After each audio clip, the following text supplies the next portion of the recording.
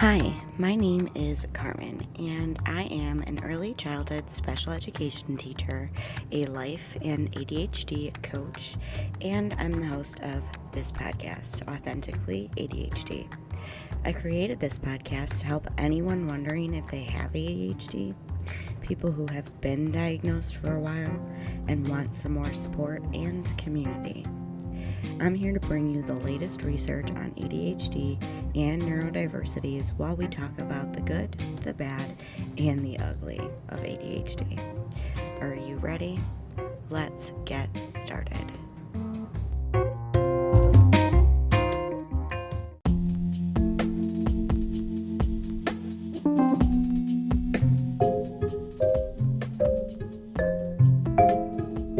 Speaking of extra supports, I just wanted to tell you all that I've updated my Patreon page to include all of the resources that I've really ever made to be held in one place. Just head to my show notes. The VIP members do get a little extra, but you can also purchase like my brand new ultimate ADHD journal and planner, which I've been using for the past year. That has worked. Nothing is priced over $10, and everything is at least 50 to 100 pages that you can download and print. You can get it binded and sent to you, or you can just read it off your screen and use notebook paper. So if you want or need any type of that kind of extra support, just head to my show notes and click the Patreon link to join. I hope to see you in there.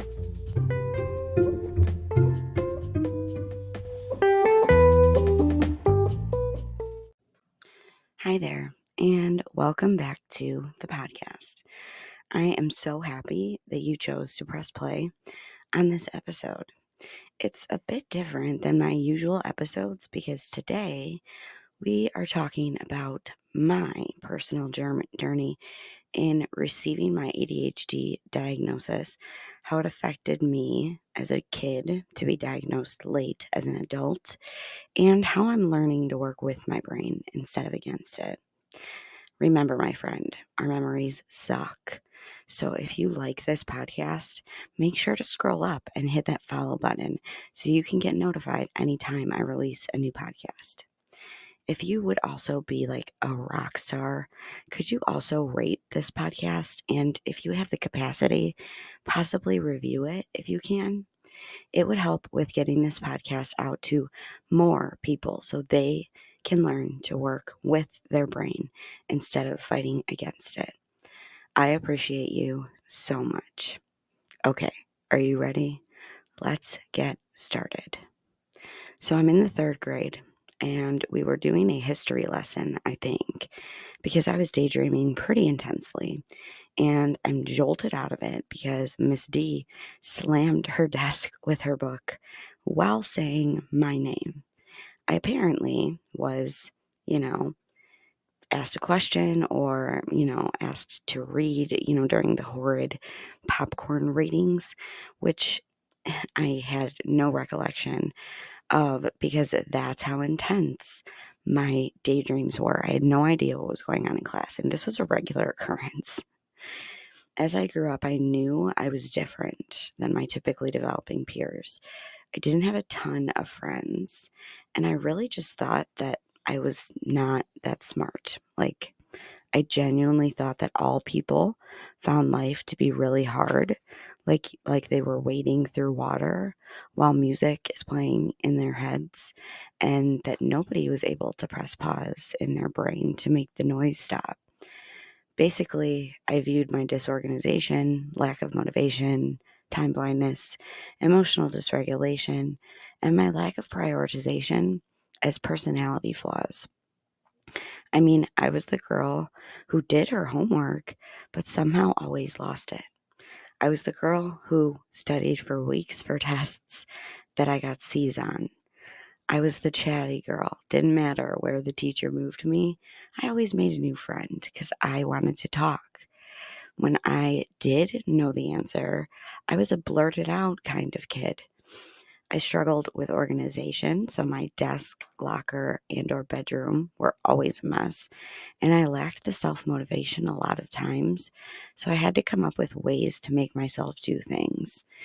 I do remember that to make myself do stuff, I had to just really, really go in my head and be like, it's not that big of a deal. Everyone else can do it, so you should be able to do it too.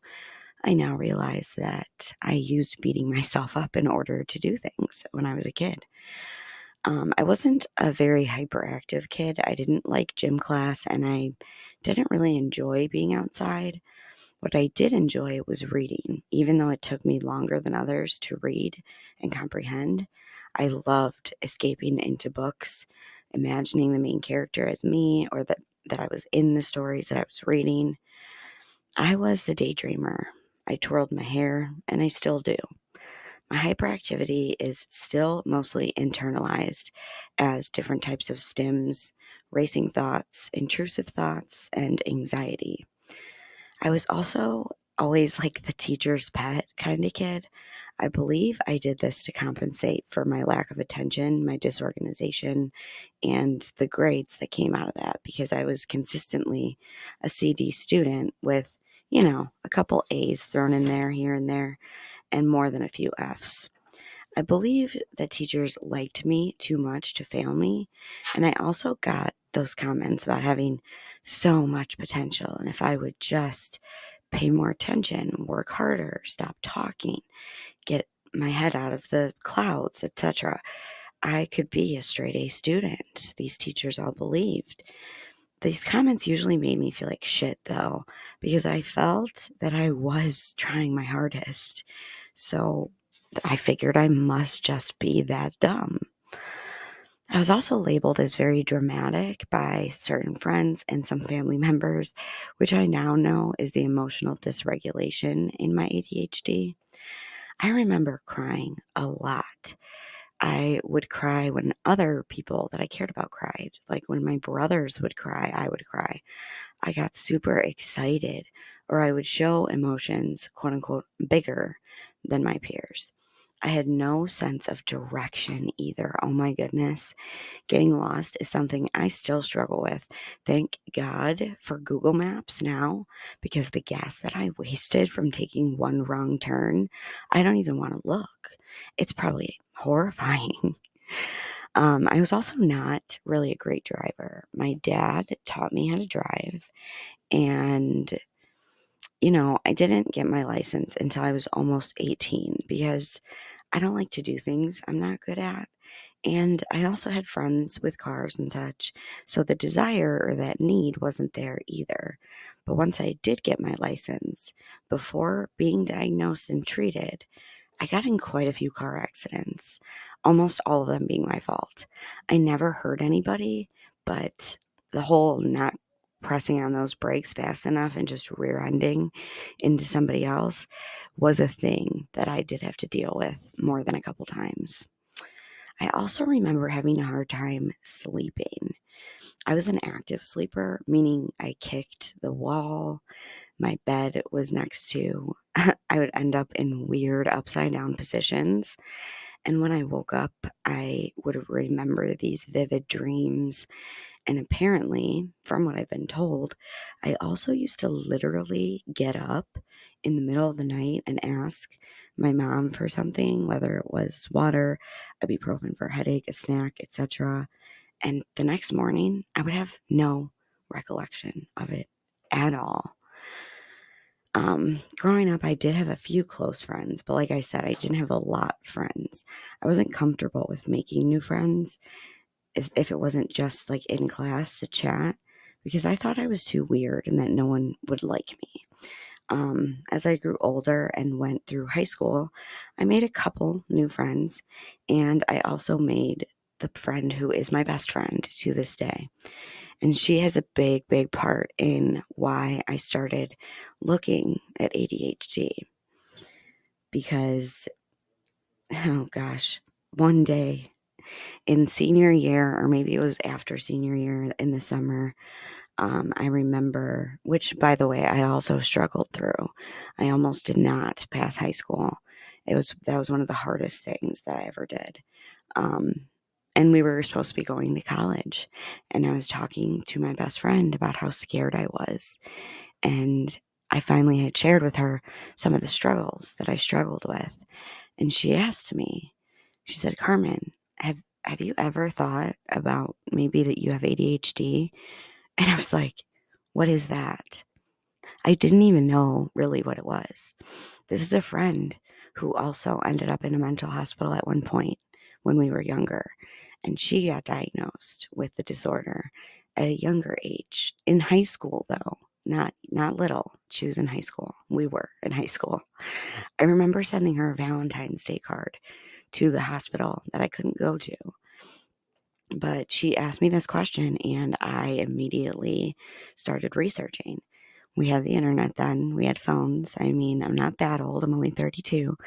So I started looking at things, and I brought it up to my parents. And the reaction that I got was not one that I expected at all. It was, it was a little bit of shock and awe, and they didn't really understand why I was asking the question. So I asked if I could go to a doctor to get assessed, like for my mental health. So I did, and I was diagnosed with depression and anxiety, and I was put on antidepressants and anti-anxiety medication. Shocker, after a year of trying different ones, none of them worked. None of them worked. I'm telling you, not one of them worked. Okay? They were the SSRI type of antidepressants. They either made me super dizzy, they made me feel sick. One of them even gave me the black box warning and made me feel suicidal. Now, at this point, it's a year later, and I had gone all the way to college and then come home. So I was back for the summer, and I started looking around for information about ADHD because I still remembered about what my friend said. I cannot even tell you how relatable the first ADHD podcast was that I listened to and the first things that I read about it. It was kind of one of those things that you know what I mean if you're a late diagnosed ADHDer. Once you start learning about it, you can't stop. When I asked my parents to go get diagnosed with ADHD, my dad and my mom both said no, that I didn't have ADHD, and I was just looking for different things that could be wrong with me, but I just needed to try harder. So, to get through college, my best friend and I, we made it through. We made it through, and she helped me out. I'm not going to encourage this, but I did take some medication. Ironically, the medication that I am prescribed right now to treat my ADHD in order to get through college. I did graduate with on the dean's list, meaning I had straight A's. And the reason for that is, well, there's two reasons. I went to school for something that I'm interested in, and we have an interest-based nervous system. So that, along with a little help, I was able to make straight A's. Okay. And that's not being fully treated. That is not having support. That was me supporting myself, which was pretty amazing. So when I got out of college, I actually came across a job very, very quickly. My advisor at school had given me the number of a school that needed teachers. So I called and I gave an application. I went in for an interview and I was in. It wasn't until almost the end of that year that I finally did have insurance through my own job. So I went in again to be assessed. Again, I was re-diagnosed with acute anxiety disorder, generalized anxiety disorder, and depression with bipolar tendencies. So they gave me a pretty heavy antidepressant. And I'm telling you, not only did it not work, but it made me feel like a zombie. Okay. So after a while, I learned that you could demand a full evaluation on your psychiatric brain. So I said, that's what I want. And I wouldn't stop until they got me an appointment.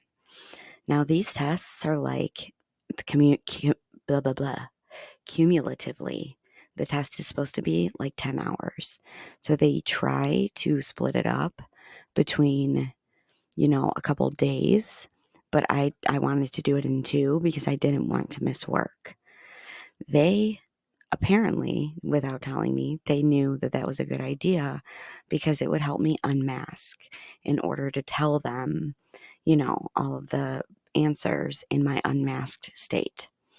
So I went through these tests, and at the end of it, when they gave me my results, the psychologist looked at me and looked at my scores and then looked at me again, and he said, "You are in the 90th percentile for ADHD," meaning that my ADHD was really, really bad. Okay. I don't know, those percentile things, that math, I never really understood it. But I asked him, I said, "What does that mean?" He said, "Your ADHD is like, it's not mild, it's not moderate, it's severe ADHD. You have severe." And at the time, they thought it was inattentive type ADHD. So I was given some medication and I was sent on my way. They gave me Ritalin first, and that was, that made me feel so jittery and so anxious. Then they switched me to Adderall, which was fine, but then the headaches I got at the end of like the medication cycle were the worst. And then after being prescribed Vyvanse and going through some, because they still had me diagnosed with depression and anxiety, right? So they're still trying to keep me on antidepressants, and at this point I'm still seeing a general practitioner. Okay, so I was on a combination of medication, and towards the end of my first year teaching, this is, or no, I started in the middle of the year. So at the end of my second year teaching is when I was put on some medications that do not bode well together. And I showed up at school and I was kind of out of my mind, talking a mile a minute. The medications, what they had done was put me in a manic state. So I went to the emergency room and they suggested that I check myself in to a mental health hospital. And so that's what I did. I do remember it being very traumatic, very dramatic, and I was very, very dysregulated. They took me off all of my medications to try and clear out my system. I remember crying that first night, like in the middle of the hallway, being like, "I don't know why I'm here," and all of these different things. And then I remember they gave me some bright blue medication and it put me out. So I graduated through that program, and it's a program where you build relationships with therapists. You participate in group therapy, and you really, really reveal yourself because they are observing you like 24/7. It wasn't until after I got out of this hospital stay that I got my actual diagnosis. So, in other words, it took them 6.5 days of observing me off of medication to give me my diagnosis, which is generalized anxiety disorder, seasonal affective disorder, and severe ADHD of the combination type, not inattentive. They asked me at the end, did I know that I had combination type ADHD, or did I know that I had inattentive ADHD? And I told them I had been diagnosed as inattentive in the past. They said that this could be a reason that this could have happened was because I was so adaptive to my environment, which makes sense. I mean, it all makes sense now that I look back at it. I don't have a lot of outward symptoms. A lot of my symptoms are in my brain, and a lot of my symptoms are I've made them look normal through life by masking and trying to look like other people. So when I finally had that diagnosis, about a year later, I was into personal development work. I had joined Beachbody as a coach. I had joined for the discount though. I didn't join, and I joined because I wanted to lose weight. I did. I wanted to be a person who exercised and took care of her body. And I'm telling you, I dropped pop. I still don't really drink pop unless I'm like having a drink, like an alcoholic beverage. But I don't really drink pop, or sometimes if I'm really desperate for the caffeine. But I'm telling you, Mountain Dew is the only thing I really drink. And oh my God, like it really doesn't help with the ADHD part of it, let me tell you. But I kind of just lost my train of thought, but I do remember, finally feeling validated and finally feeling believed. And I stumbled across Josh Coates and his life coaching certification. And I was watching one of his, pump me up talks one of these nights. And I heard him mention he was giving away a $10,000 certification for somebody to become a life coach. He talked more about what a life coach is.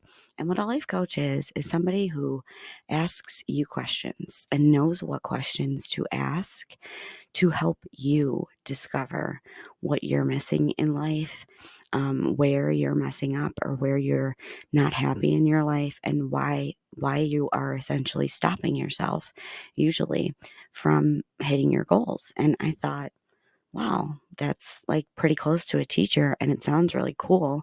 And in order to win, all I have to do is read this book and post to social media every day. I could do that. Let's try. I'm probably not going to win because I never win anything, but I did. I won. I won the contest, and I in turn got my life coaching certification. It does take 6 months and it is intense. It's 2 classes a week, and I had to practice coaching on people and send in audios in order to get this certification. So it's not a little deal. It was a big deal for me. So I kept growing, and I decided after a little while that I needed, because I had been in therapy for years. I'd been in therapy since high school, and they had gone through a lot of the different topics and things that I needed to work out. I then started seeing a trauma therapist because I had started listening to the I Have ADHD podcast. And after about 6 months of listening to that podcast and going to therapy, I wanted to join the coaching program because I wanted to learn A, how to be a better coach, B, I wanted to learn from somebody who had ADHD.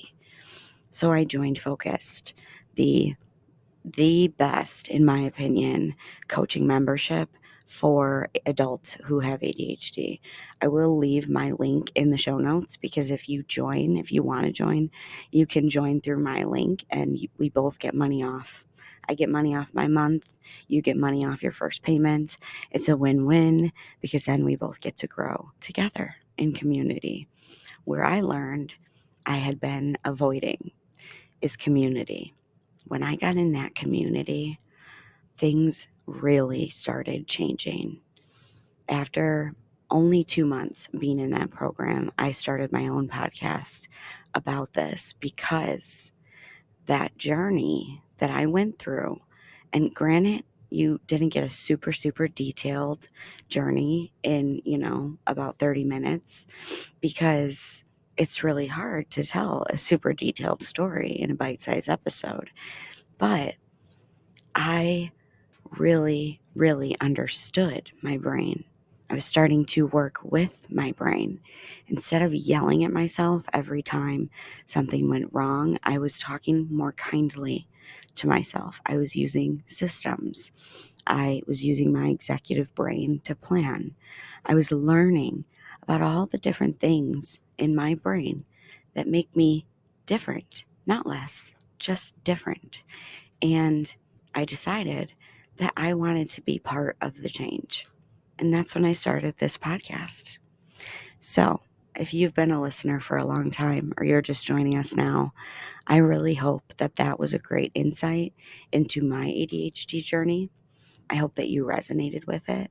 I hope that it made you feel a little bit more like we're friends, just chatting about ADHD, because that's what I want about this podcast. Like, I want you to feel comfortable coming here, and I want you to feel like you're just pressing play on another phone conversation with Carmen, and, that we're relatable. I am no better no worse than anyone else who has ADHD. Anyone you meet who has ADHD, you've only met that person with ADHD. ADHD is so different in people in just so many different ways. Somebody may struggle more with organization while I struggle more with prioritization. It's a whole big thing, and I talk about that a lot because it's a spectrum. Okay? So that's why I always say that knowledge is power and self-awareness is the key, because if I didn't become more aware of myself, and I didn't want to have knowledge about this disorder, I wouldn't be where I am today, which is why this podcast exists, to help you understand your brain and work with it instead of fighting against it. Because I know from experience that that's how we get shit done. That's how we get life done. Okay? So I really hope that you enjoyed this episode. Please don't forget to scroll up, click follow so you can see when I release a new episode. If you're on Spotify, down below where it says, "What did you think about this episode?" you can answer anonymously or not. You can suggest topics. You can tell me, what you thought about the episode, if you resonated at all, or you can follow me on my social media, which is in the show notes. I really hope you enjoyed this episode. Stay authentic, my friends, and we will talk soon.